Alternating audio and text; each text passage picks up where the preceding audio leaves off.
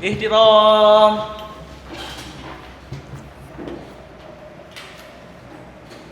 Hayyu. Assalamualaikum warahmatullahi wabarakatuh. Terima kasih. Ketua tingkat bisa memimpin doa. Oke, bisa Pak. Mari kita berdoa sebelum memulai pembelajaran.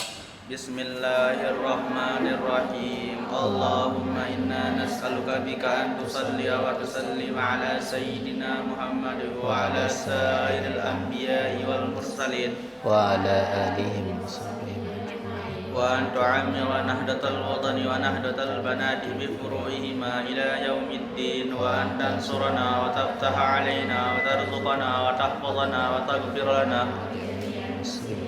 Ya Allah, Ya Hayyu Ya Qayyum, La ilaha illa anta. Bisa kita mulai? Sabar. Bismillahi wa bihamdih. Assalamualaikum warahmatullahi wabarakatuh. Waalaikumsalam warahmatullahi wabarakatuh. Alhamdulillahi rabbil alamin wa bihi nasta'in ala umurud dunya waddin. Allahumma aslih ummata Muhammadin sallallahu alaihi wasallam wa farrij an ummati Muhammadin sallallahu alaihi wasallam warham ummata Muhammadin sallallahu alaihi wasallam wansur wahfaz wa ayyid nahdatal watan fil alamin bihaqqi Muhammadin sallallahu alaihi wasallam. Amma ba'du. Adik-adik mahasiswa yang kami hormati, alhamdulillah pada kesempatan hari ini kita bisa bermuajahah kembali dalam agenda yang sama, yaitu proses perkuliahan pada mata kuliah psikologi perkembangan. Pertemuan kita yang sekarang merupakan pertemuan lanjutan dari apa yang sudah kita lakukan pada minggu kemarin. Minggu kemarin kita sudah membahas tentang perkembangan anak. Sekarang kita akan membahas tentang perkembangan remaja. Sebelum kita membahas lebih jauh tentang materi ini, perlu Bapak akan mengabsensi satu persatu dari teman-teman, dari adik-adik mahasiswa. Ya? Ya Pak. Ahmad Kodapi, Coba. ketua kelas ya, Oke. ketua tingkat. Azizatul Hukmawati, Elsa Nabila, Helpi Permatasari, Leni Widyaningsih, Nur Lailati, Puri Yasnim, Siti Aminah Fajri, Siti Zuhrah Aini, Zaitun Hidayat, Zakiyah Azizah. Mana Zakiyah? Sakit mungkin Pak. Oh sakit. Sudah berapa hari? Udah tahu teman dekatnya itu Nurul Fajri. Oh iya. Sudah berapa hari Pak Jri? Oh iya. Tidak ada keterangan ya. Oh iya. Terima kasih. Berarti pada hari ini ada hanya satu orang yang tidak masuk, yang lain masuk. Ya Pak. Kita akan lanjutkan materi kita. Silakan diperhatikan. Lanjutkan. Dalam mata kuliah ini, wabil khusus dalam materi ini, setelah adik-adik mahasiswa selesai dalam pembelajaran materi ini, ada hal yang harus dituntut untuk kita bisa. Apa itu? Di sini. Yang pertama adalah adik-adik mahasiswa bisa menjelaskan perkembangan fisik remaja. Yang kedua, menjelaskan tentang perkembangan motorik pada remaja. Yang ketiga, menjelaskan tentang perkembangan kognitif pada remaja. Dan yang keempat, menjelaskan perkembangan sosio-emosional yang terjadi pada remaja. Dan yang kelima adalah adik-adik mahasiswa bisa menjelaskan tugas-tugas di setiap perkembangan yang terjadi pada usia remaja ini. Semua materi, semua indikator-indikator ini nanti akan kita bahas di slide berikutnya. Mari kita lanjutkan. Sebelum kita membahas lebih lanjut tentang remaja ini, apa yang adik-adik mahasiswa pahami atau ketahui tentang remaja? Ada yang bisa angkat tangan? Silakan. Pasif setelah anak-anak, Pak. Pasti setelah anak-anak. Ada lagi? Remaja itu adalah seseorang yang suka bergaul. Suka bergaul. Ada lagi yang di belakang? Remaja adalah proses transisi perubahan dari anak-anak menuju dewasa. Proses transisi. Remaja adalah masa peralihan dari masa kanak-kanak menuju masa dewasa yang ditandai oleh perubahan fisik, itu perlu dicatat. Yang kedua, perubahan emosional. Yang ketiga, perubahan kognitif. Dan yang keempat adalah perubahan sosial. Yang secara signifikan umumnya terjadi pada usia ini. Remaja ada fase-fasenya. Yang pertama, fase awal remaja dari usia 10 sampai 13 tahun. Ini ada 5 yang perlu kita orientasikan pada fase awal remaja ini. Yang pertama, yang terjadi adalah awal pubertas. Perubahan fisik mulai terlihat. Yang kedua, emosi labil dan mudah tersinggung. Siapa yang biasa tersinggung di sini? Siapa yang cepat tersinggung? Ini, Pak. Berarti usianya itu pada masa ini. Masih puber. Jadi sering ketemu sama remaja yang cepat marah-marahan. Ya, Pak. Memang begitu dia. Dia sedang pada masa fase. Yang ketiga adalah dia pada masa ini dia juga mulai belajar mandiri dan memiliki rasa tanggung jawab. Namun dia tidak bisa lepas dari orang tua. Dan yang keempat, muncul ketertarikan pada lawan jenis mulai. Kalau laki suka perempuan, jangan suka laki. Perempuan sukalah laki. Jangan laki sukalah laki, bahaya. Itu berbahaya. Ya. Di negara kita itu dilarang. Ya. Sama, perempuan suka perempuan. Di negara kita itu dilarang. Kita lanjut. Dan yang kelima adalah pola pikir mulai abstrak. Dia sudah bisa berpikir. Nah, secara lebih spesifik, kita kelompokkan menjadi 3. Yang pertama, perubahan fisik. Sudah kita jelaskan tadi. Fase kedua, yaitu disebut dengan fase pertengahan remaja, yang rentang usianya dari 14 sampai 16 tahun. Nah, di sini pencarian identitas dan kemandirian dalam proses perkembangan. Pada fase ini remaja mulai mencari identitas diri dan kemandirian. Mereka mengeksplorasi nilai-nilai, minat dan tujuan hidupnya ini untuk apa gitu. Dia sudah bisa berpikir abstrak seperti yang kita jelaskan tadi. Jadi nanti kalau adik-adik mahasiswa ini menjadi orang tua, punya anak yang usianya dari 14 sampai 16 tahun, jangan terlalu ditinggal. Pada masa ini sangat dibutuhkan dorongan orang tua. Ya, kita lanjut.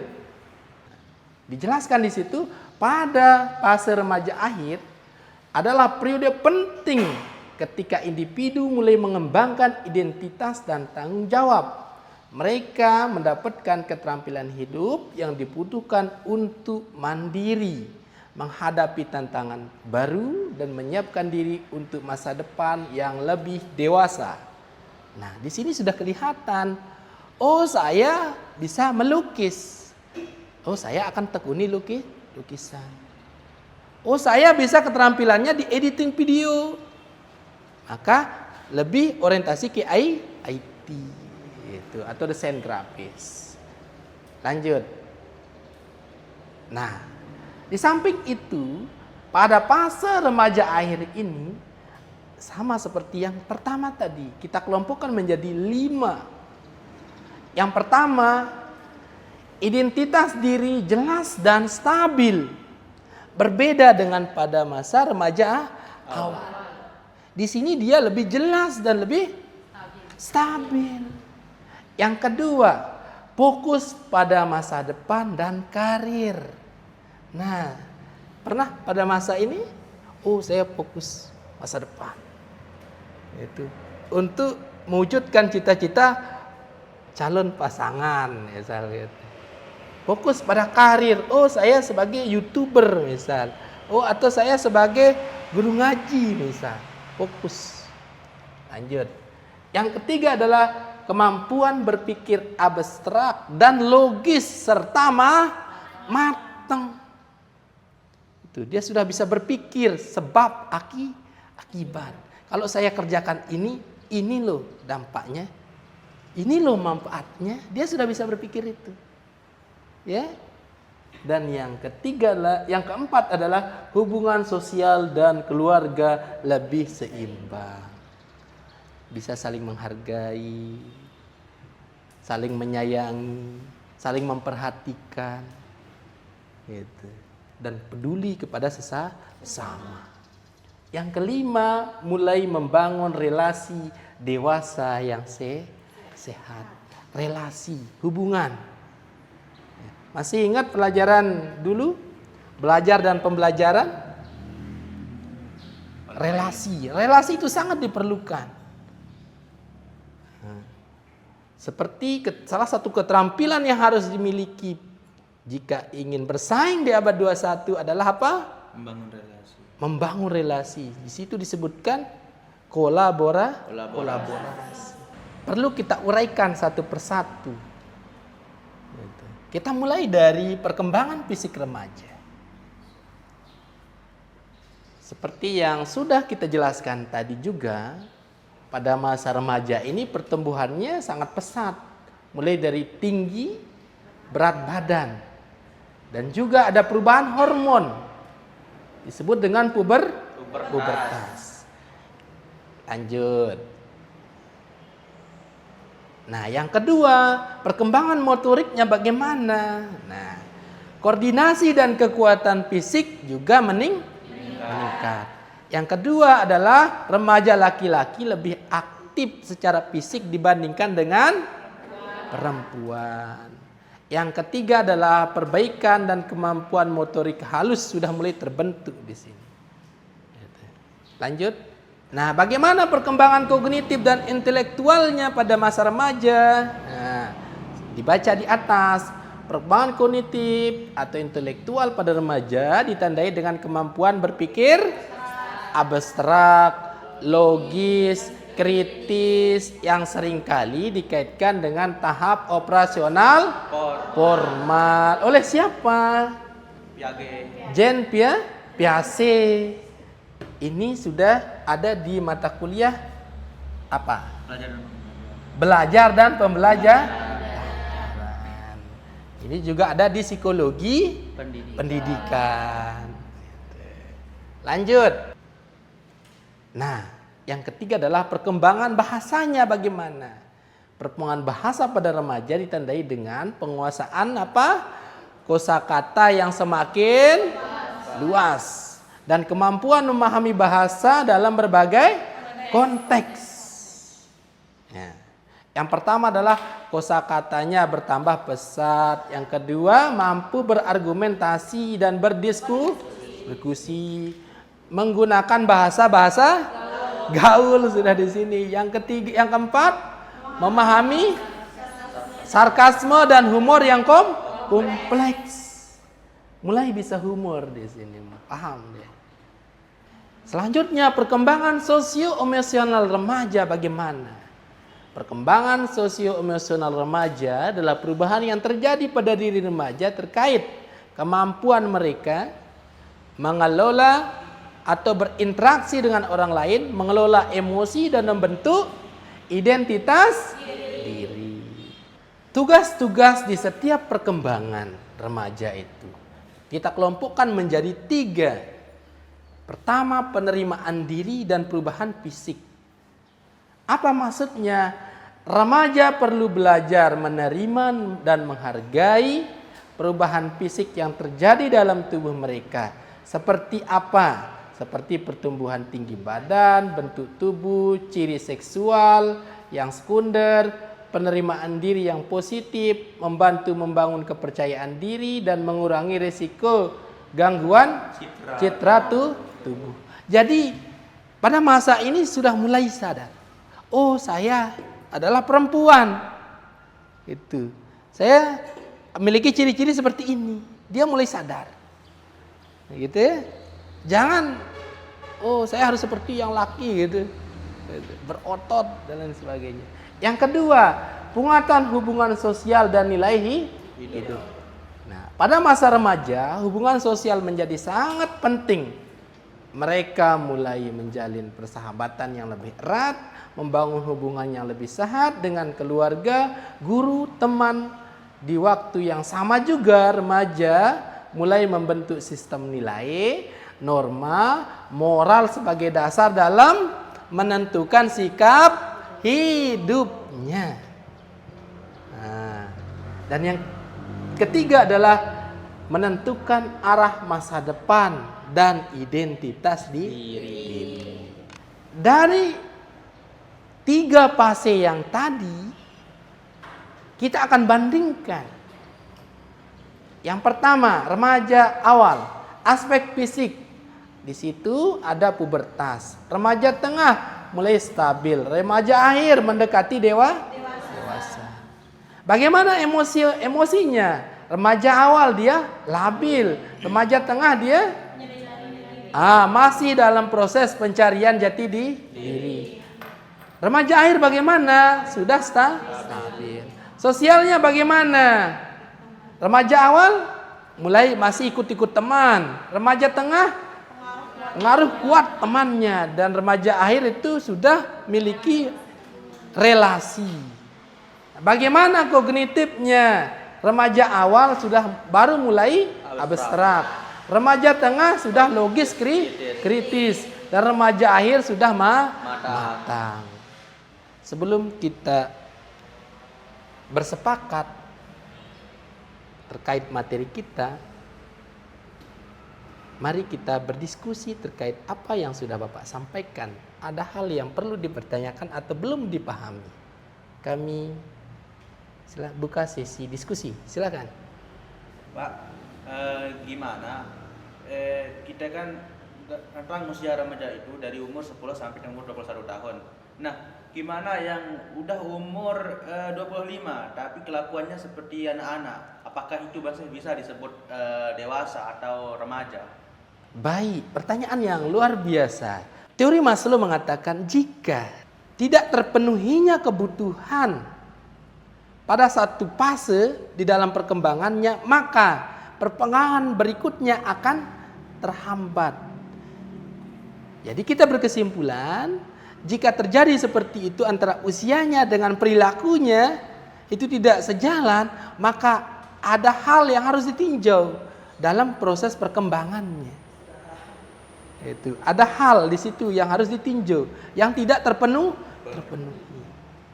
Simpulan, masa remaja adalah fase penuh perubahan dan tantangan yang melibatkan perkembangan fisik, emosional, sosial, kognitif. Semua aspek ini saling mempengaruhi sehingga dukungan dari keluarga, teman, dan lingkungan sangat penting. Untuk apa? Agar remaja tumbuh optimal dan siap menghadapi masa depan yang cerah dan sukses. Untuk menutup acara perkuliahan kita, Bapak akan tutup dengan evaluasi dalam bentuk kuis yang nanti akan diselesaikan melalui Google Form. Ya, linknya nanti akan saya kirimkan di grup WA. Saya rasa demikian, adik-adik mahasiswa yang berbahagia. Pertemuan kita pada hari ini kita cukupkan sampai di sini. Jika ada keliruan dan kesalahan, kiranya mohon untuk dimaafkan. Bapak akhiri, wallahul muwaffiq wal hadi ila sabilir rasyad. Assalamualaikum warahmatullahi wabarakatuh.